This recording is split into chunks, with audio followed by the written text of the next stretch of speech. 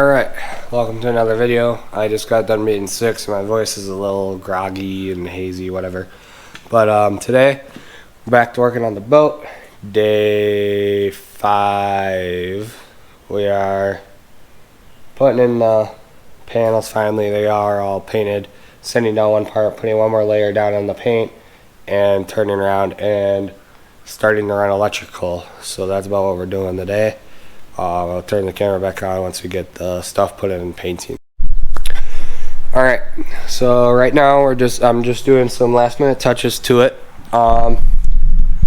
Putting in these boards right here to help support these little pieces, because the two boards together with how they are cut out weren't quite long enough to reach the whole boat. So I'm putting in those pieces. I'm probably not going to paint them because they really aren't going to be close to the water at all, so I'm just going to leave them. So I'm putting all that in. I might put the hinges in for my doors or for my hatches, so I can open and close them. I might put those in right away. And then along with that, I'm going to put one more coat over everything. Make sure it has a real glossy finish for the EVA foam that's going on over top. That reminds me, I gotta take measurements for that and order that today so that I can have it by Friday. Today's Monday. It will be here Friday, and hopefully either Saturday morning or Sunday I can get over here, put it in, and my boat will be ready to go. Again, today I'm doing electrical, painting this, getting it done, making my electrical box basically is what I'm making for it. But other than that, it's coming along quickly, smoothly from here on out. So I'm going to turn off the camera while I get this all figured out, and then I will turn it back on.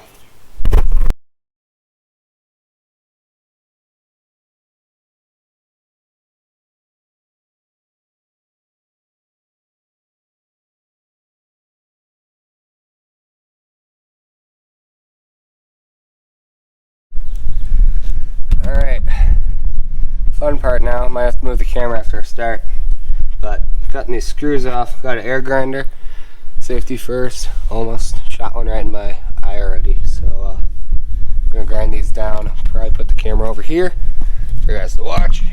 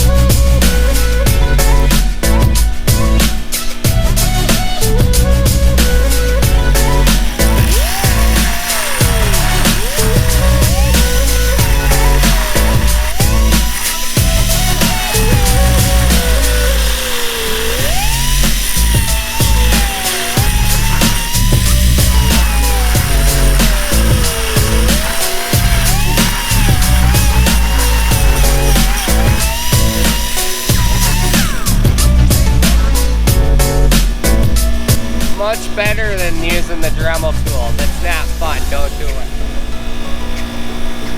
Alright, so I'm gonna go put this in now.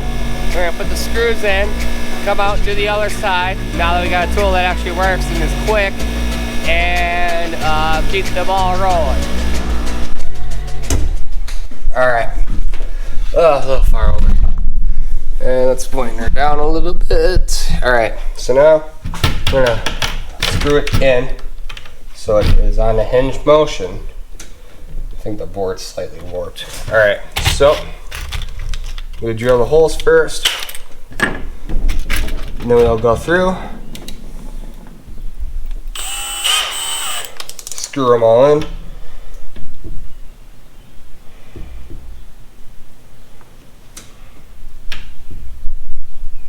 And then rinse and repeat on the other side.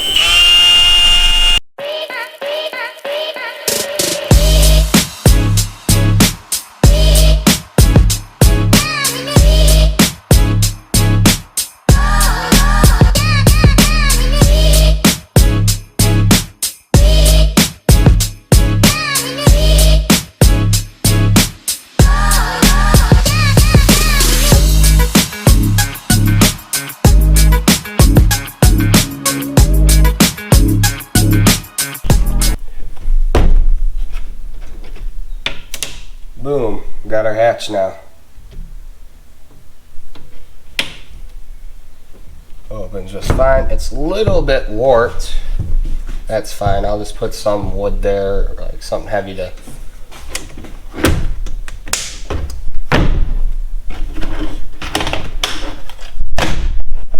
That's weighing it down a little bit. Hopefully help that even back out. But so far, one side done, gotta do the other. I'll probably just time lapse that because it took me a while to do this side, and from there we will debate on painting another coat or not. Oh, that's okay. All right, I'm gonna turn this off to put it on time lapse. Start doing the other side. Probably record that, and then paint top. Start working on my box. Hopefully I can have this done before dark or a little after, because had kind of a long weekend and still not feeling the best. So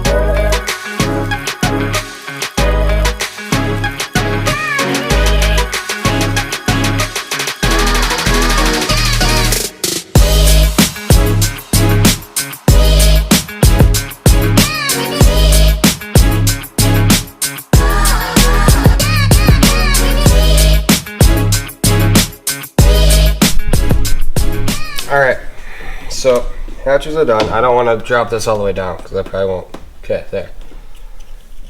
I got this type of handle to put in. Right now I'm trying to find the drill bit big enough to put this in. Have it recessed down in and screw it in and have it ready to go.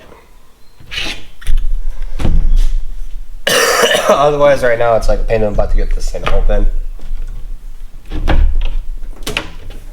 And then you got your storage bins. This side, that side, ready to go. Now I think I'm gonna start working on my box. All right.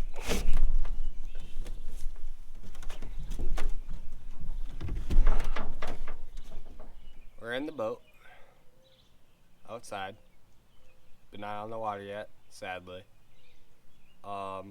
This is going to just be kind of a overview on a few things that I have done since the first half of this video, because it's going to be split up in two halves, because I figured I was going to upload the first half by its own, but it wasn't really entertaining or a lot going on, so I figured I'd do this part of it too with it. So last part, you guys saw me put the hinges on, and now these open up, but with that, I don't know how well you guys can see it. I'll probably show close up in a little bit.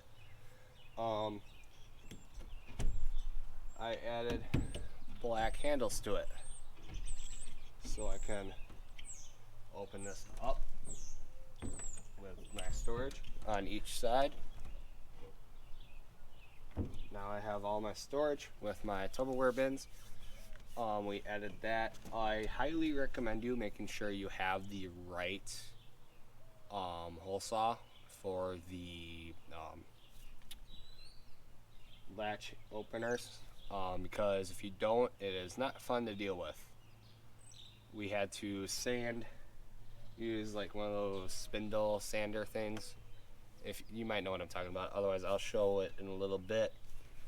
How I had to sand it down to get it to fit, because the hole saw we used, it was an old one. My grandpa got it at an auction or something, where it's like adjustable. It's an old Craftsman. He got it for like 50 cents. We tried using it, but because we didn't have the exact measurements of the latch openers, it wasn't too fun to deal with, because we drilled the hole size too small. We should have tested it before, but we managed to get them to fit. They're tight in there and they screwed down.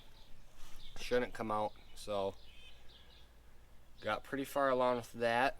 Now the rest of this, I'll show that stuff in a little bit, but the rest of this video is going to be me making the electrical box for my electrical and starting to run the electrical. For my trolling motor, I got the quick disconnect that you see in most boats. This is the part that hooks up, which I'm putting in the box, which is going to go up there, because what I use is just a handheld, or like a tiller mount, or a transom mount trolling motor. And when I do that, I put this, or I'm going to put the male part on the trolling motor, and the female part, which is this part, in the little box, which will allow me to quick disconnect and connect instead of having to run a wire from the trolling motor that's 10 foot long or however long from up there, and to connect it and disconnect it from the battery every time. This way it's just up there, disconnect, put the trolling motor in the boat, take it out of the boat, so forth, put it on the mount. So that is what I'm going to do in this part of the video. It might be a little bit on the longer side, this video, probably pushing 20 minutes, but it's okay. I'm going to cut it here, probably, or no, I'll show you guys what the hatches look like now that they're finished. So, if we close this, paint's a little wet yet. Here's the handle part. This is what you've probably seen these on like cheaper pontoon boats and stuff, but this is what I ended up using for it, and opened it. And my grandpa put the plastic around the edge, as you can see, and he rollered all this, so now it's real nice and shiny. It's a little dirty, but I'm gonna wipe it down with some water, and I'm gonna do my research and see if rubbing alcohol will work and clean this all nice off. But you open both these up, you can see in there so much storage for tackle. This is your regular 4700 size like tackle box. That's what one of them fits in there. Like, you could put probably 15 of them in there almost, with the size I have, and with people coming fishing with me, have my own side tackle, life jackets, whatever. Throw a pillow if I need it, which I don't in the state I am in with how small my boat is. But that is about what it looks like right now. Ignore all the trash and stuff in there. I gotta vacuum it all up from doing the hatches. But that is where we are at right now. From that, I'm gonna take this inside with me, start cutting up the box, figure out how I'm gonna do that, and go from there. So when I'm figuring out how to do this box, it's going up here in the front. And it's going to be kind of mounted right in here probably. It's just getting screwed into the plywood. It doesn't need to be very mounted. So while I'm figuring out how deep and how long I want to do this, what I am taking into consideration is on top of it, I am mounting my fish finder. So I need it for the mount to fit at least 3 inches deep. And with this on the inside, I needed about 2.5 inches deep. So what I'm probably going to do is about 4 to 5 inches deep so I can fit all the wires in there, because the wires you don't want to bend. So about 5 inches gives me enough room to bend these wires comfortably, and plenty of room for my fish finder mount to go on.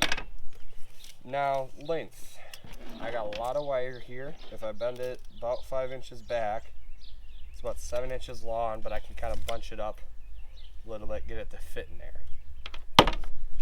Same with this, I got wire coming through here, but these are really nimble and easy to work with. So lengthwise, we're probably going to go 8 inches is what I'm thinking. So it's going to be 8 inches long, 5 inches deep. Sides are going to be out of 2x4, and the top is going to be out of plywood, and the bottom is going to be out of plywood. That's how I'm going to go about this. You can do it however you want. You could do it all out of plywood, you could do it all out of whatever. But that is how I'm going to do mine. And so it's going to be 2x4 tall, so it's going to be 1.5 inches tall. So it's going to be pretty low out of the way. About a little over that tall, which is alright. The reason why I'm putting my fish finder mount on top of it is because then it's going to be raised up a little bit. Probably about there, and my fish finder will be up higher. And it's probably going to go closer to the front, about here. So because my trolling motor usually goes on the right side. Hooks up, plugs in, boom, all right there, ready to go. So from here, I'm gonna take you guys inside, and I'm gonna show you how I'm gonna cut all the plywood in 2x4s, and the actual dimensions of how deep it is gonna be. It's gonna be a little bit off, but that's fine. It's gonna be a little bit bigger, which nobody ever complained about anything being bigger. So we'll go from there. All right. So now I'm gonna be cutting. I'm hoping this is enough. I might sacrifice on the length of the actual box, but the depth I am keeping the same. So 5-inch depth, like I said, and then depending on how much we got left will be our length of the box. Make sure you prop your safety gear when you're cutting. I use the squint method.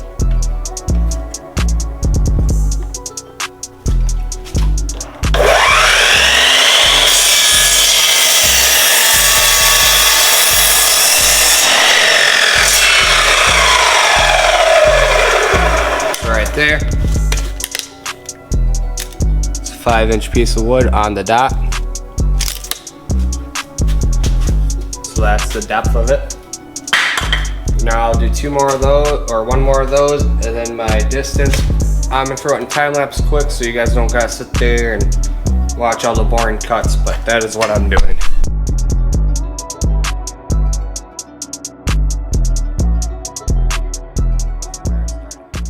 Alright, so cut them all to size. Ended up going with a 10-inch length because I had enough. I'm out of 2x4 completely now, basically, so, but I'm basically done with the boats, so that's all right. And then I did 5-inch blocks, like so. And then you just put it together, make your box, make sure it's pretty much square. It doesn't need to be watertight. If you do want it watertight, I'd recommend either not using wood or using silicone and sealing it off very well. I'm probably going to put a hinge on this so I can open it up and get into it in case I need to replace electronics or need to remove something. But other than that, this is about what it's going to look like. I don't know how well you can see it.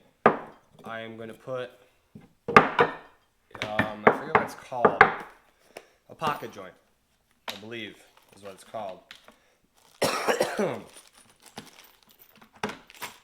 You can get the kit from probably most what do you call the stores? Hardware stores. In this case, I picked it up at Menards. It's by Kredge. We have one in my shop class that is like a whole machine, and you can do big, small boards on it, whatever. This specific set that I bought. It works for the application I'm using it for, but it is more directed towards a like cabinet making kit or like a frame making kit for like window frames and like photo frames and such. But all you do is basically clamp it on there, set it to how you like. There's instructions on how to do it. I kind of just got it to where I like it by testing and playing with it, to where about how I have it in my shop class. All you do is put the bit in the hole, start drilling.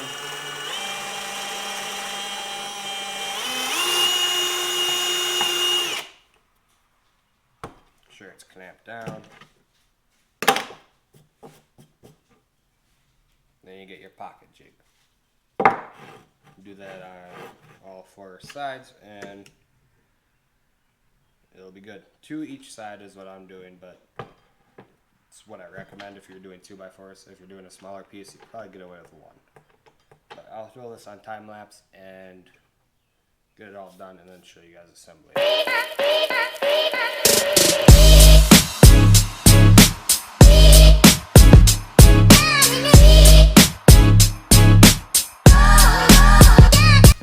Alright, so got the pocket holes done. That's what they look like. And so what you do is you put the screw in and it gets recessed down in there, so then you can't see it. And it becomes basically flush.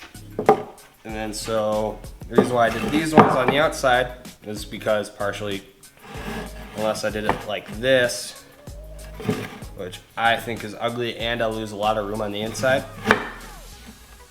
I can't put it into this board unless I just screwed right from this board into that board, which you can do, but this tends to be a little bit stronger and more structurally sound. So I'm doing it this way. I'm going to put, I believe, I'm probably going to use 1 3/4" screws.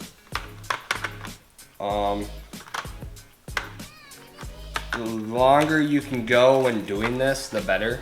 I can't use super long ones because they get recessed in there, so they're basically holding on by about 1 inch of wood, maybe, and so I don't want to go all the way through this board, so the shorter screw is helpful for me in this situation.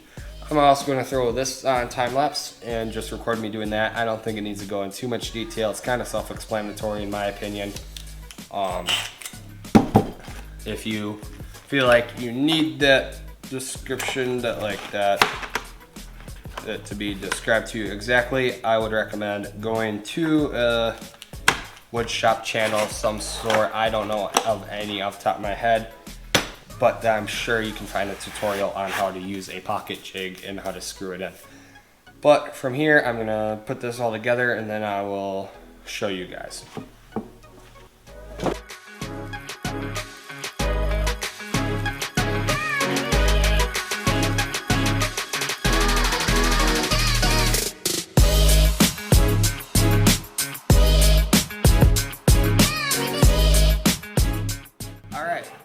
So now the basic box is done. It's literally just like a wooden box. It's sunk in there, can't really see. So it's probably pretty quick in the time lapse, but it ended up kind of being unsquare on the one side after I put the first board in on this side. So say on this side, it was, the boards were sticking out like this, and so I put the board in there, put the clamp as you saw, pulled it together, screwed in the side that was even, and then the other side the board had risen up, so I grabbed another clamp and clamped it down tight to make it flush. It's not perfect, but it'll work. Like I said, this doesn't need to be perfectly waterproof for me. If you feel like yours does, there are better ways to do it than how I did it. most likely. Otherwise, you can get creative with it. Like I said, put silicone in the cracks and seal it off nice and tight. Make it out of a solid piece of maybe aluminum. See if a local shop can make it up for you. But I'm doing mine the cheap way, budget way, using the wood. So now, alright, this is the video. I'm going to call it quits here. Got quite a bit done today. If I do end up recording more, but either way, this will be the end. Thanks for watching. Like and subscribe. Watch another video from the series. I went through like all the steps I took to get to this point now. It's taken me a few weeks, but if you have a lot of free time, easily can knock this out in a week and a half at least. So if you really work on it and have a little bit of basis, if it's brand new to you like it is me, probably will take you a little bit longer, but this is it. Like, subscribe. Thanks for watching. See you guys later.